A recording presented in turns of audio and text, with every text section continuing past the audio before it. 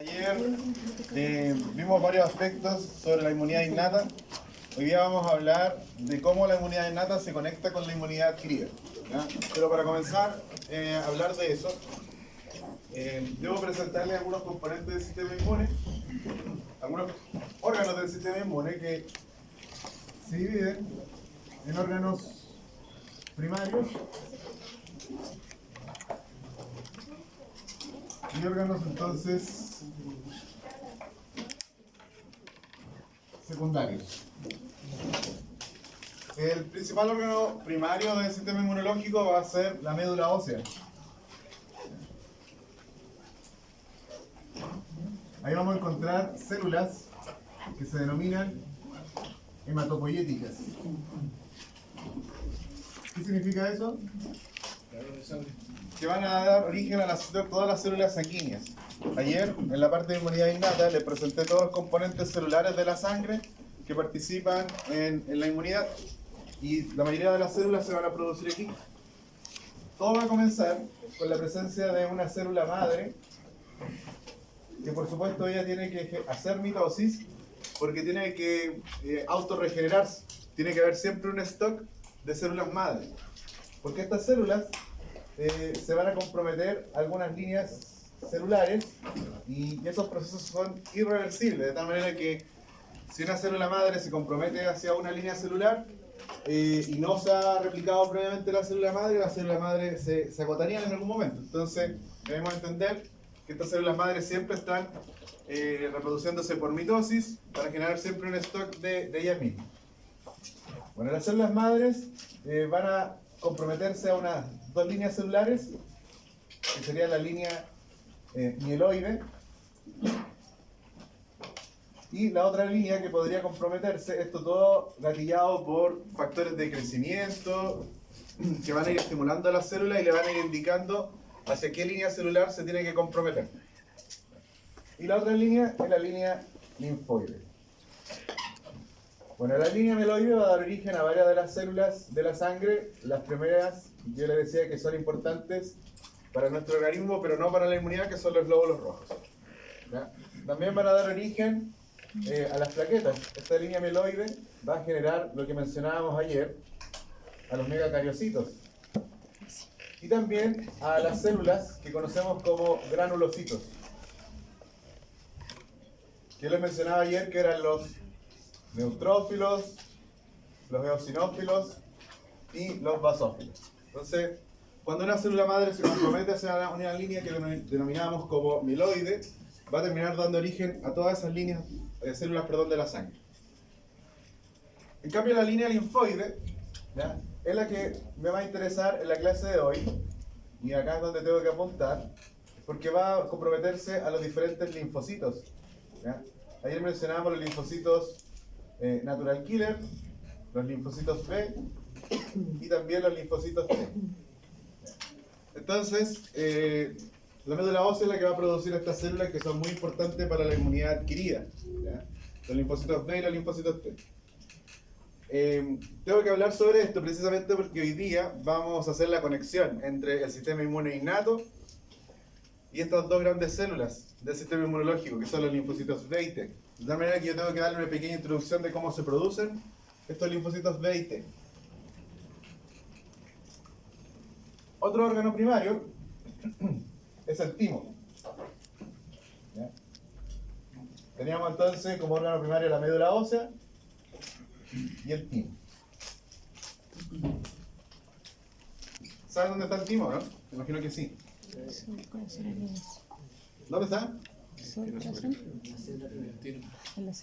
Acá, ¿no es cierto? Atrás del huesito este que es el esternón. Bueno, el timo es una glándula bastante particular porque a diferencia de otros órganos se va degenerando.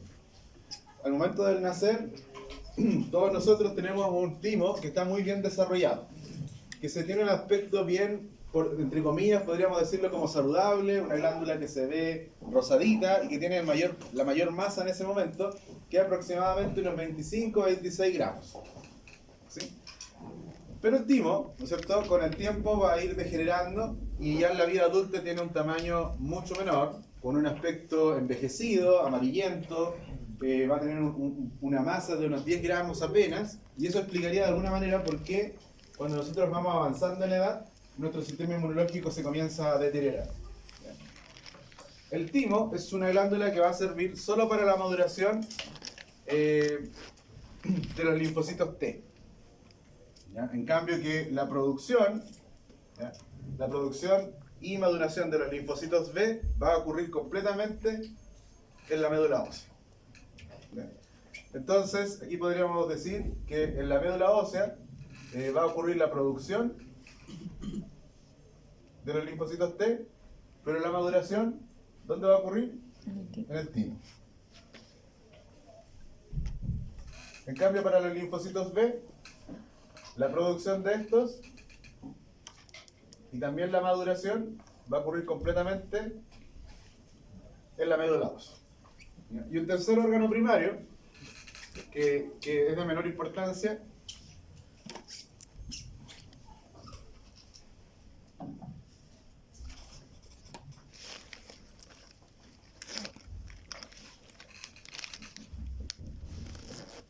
sería el hígado. Bueno, ustedes a esta altura de su carrera ya deben comprender que el hígado cumple un montón de propiedades que son importantes para nuestro organismo, y ahora vamos a adicionar una más, y es que el hígado se comporta como un órgano hematopoyético, ¿ya? Pero el hígado tiene relevancia solamente en el periodo embrionario. ¿Ya?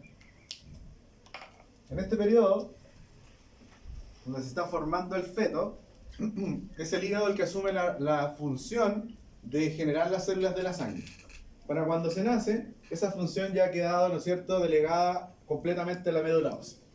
Pero, por supuesto siempre hay un pero, cuando una persona tiene una pérdida importante de sangre, la médula ósea puede recurrir nuevamente al hígado para que le ayude a formar nuevas células de la sangre.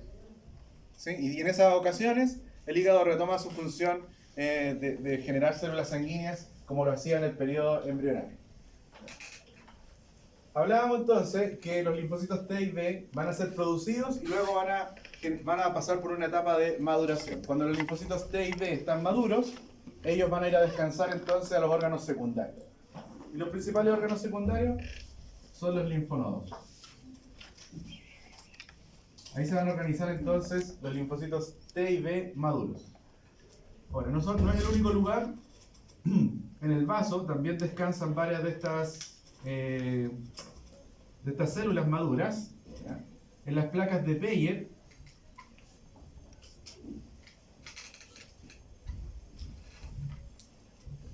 ¿Saben de las placas de Peyer o no? ¿Los conocen? No lo había mencionado nunca. Las placas de Peyer son pequeños linfonodos o pequeñas acumulaciones de linfocitos T y B maduros que se encuentran en el epitelio intestinal. ¿Sí? Ahí van a estar descansando. Las tonsilas, también conocidas como amígdalas, también son órganos secundarios. Ayer alguien lo mencionaba, ¿se acuerdan cuando yo les decía qué cosas nos vamos a encontrar o con qué cosas encontrarían los microorganismos cuando ingresan por vía digestiva? Por ahí un compañero mencionaba las amígdalas, pero en realidad las amígdalas no sirven como parte del sistema inmune innato, sino que son órganos donde descansan ahí linfocitos T y B. Y creo que no se me está pasando ninguno en este momento. Esos serían entonces los órganos secundarios. Vamos a hablar ahora un poquito sobre la maduración de los linfocitos B y T. ¿Ya? La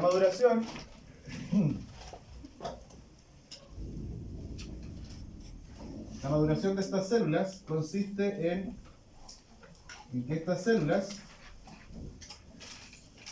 van a generar su receptor. ¿Ya? El receptor de los linfocitos T es una molécula de superficie, es una proteína de superficie que se llama complejo receptor de los linfocitos T, ¿ya? Con las siglas CTR, ¿ya? El complejo receptor de los linfocitos T. Y la molécula receptora de los linfocitos B es una molécula que ya hemos ido mencionando desde ayer, que es la molécula de anticuerpos, ¿ya? La próxima clase vamos a entender que hay diferentes tipos de anticuerpos. Yo les decía que la última clase de inmunología nos vamos a dedicar a la inmunidad adquirida. a cómo funciona esta inmunidad adquirida y a describir esta molécula de anticuerpos. No todos los anticuerpos son secretados, sino que hay anticuerpos que permanecen en la superficie de los linfocitos B, y precisamente esta molécula de anticuerpo, que es específicamente una inmunoglobulina de tipo D, es la que se establece como el receptor de estas células. Entonces, en el proceso de maduración, los linfocitos T y B tienen que generar su molécula receptora. Es una molécula de superficie que va a funcionar como receptor. Aquí viene una complejidad, estimado, porque a partir de estas dos moléculas, ¿ya? A partir de la producción de estas proteínas de superficie, gracias a estas proteínas es que el sistema inmunológico puede reconocer aproximadamente, el sistema inmunológico está apto entonces para reconocer aproximadamente 10 elevado a 9 elementos extraños. ¿Ya? ¿Cómo sería ese número?